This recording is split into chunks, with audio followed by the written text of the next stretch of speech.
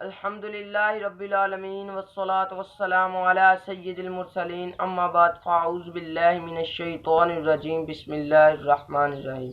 السلام علیکم ورحمۃ اللہ وبرکاتہ۔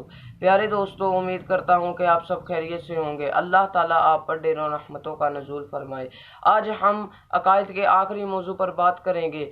جیسا کہ ہم اپنی پچھلی ویڈیوز میں عقیدہ توحید، عقیدہ رسالت اور الہامی کتابوں اور فرشتوں پر ایمان پر بات کر چکے ہیں، تو پیارے دوستو آج ہم عقیدہ آخرت پر بات کریں گے۔ اس سے پہلے نئے آنے والے لوگوں سے میں گزارش کروں گا کہ اگر آپ نے ہمارا ابھی تک چینل سبسکرائب نہیں کیا تو جلد از جلد ہمارے چینل کو سبسکرائب کریں اور ساتھ گھنٹی کو کلک کریں تاکہ ہمارے آنے والی تمام ویڈیوز سے آپ جلد از جلد مستفید ہو سکیں۔ پیارے دوستو، عقیدہ آخرت پر بات شروع کرتے ہیں تو سب سے پہلے تو ہم یہ جانیں گے کہ عقیدہ آخرت کے معنی کیا ہیں۔ عقیدہ آخرت سے مراد آخرت پر ایمان، یعنی کہ اس بات کا دلی طور سے اقرار کرنا اور ایمان لانا کہ ہمیں ایک دن اللہ کے حضور پیش ہونا ہے۔ جب ساری دنیا فنا ہو جائے گی تو اس دن سارے انسانوں کو اللہ کے حضور پیش کیا جائے گا۔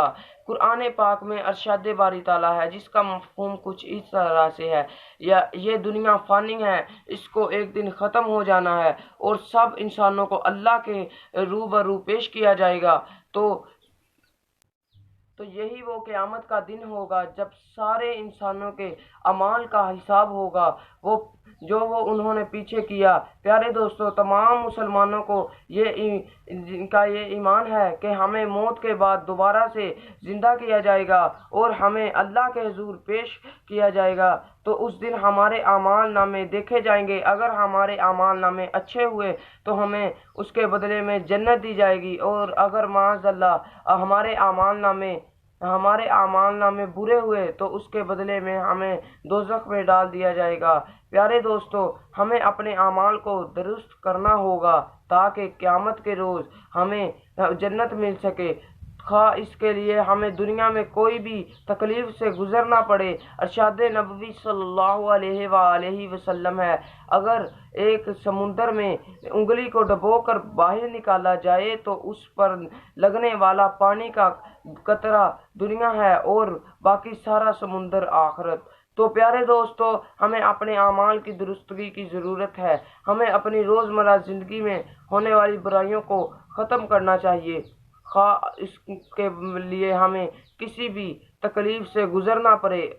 ارشاد نبوی صلی اللہ علیہ وآلہ وسلم ہے، یہ دنیا مومن کے لیے قید خانہ ہے اور کافر کے لیے جنت۔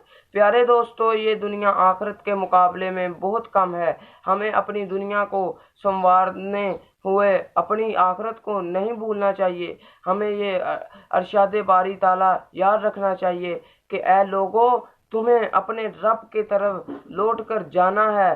تو آئیے ہم عہد کرتے ہیں کہ رمضان سے پہلے گناہوں کی معافی مانگیں اور اس رمضان میں اپنے رب کو راضی کریں اور اپنی آخرت سنواریں۔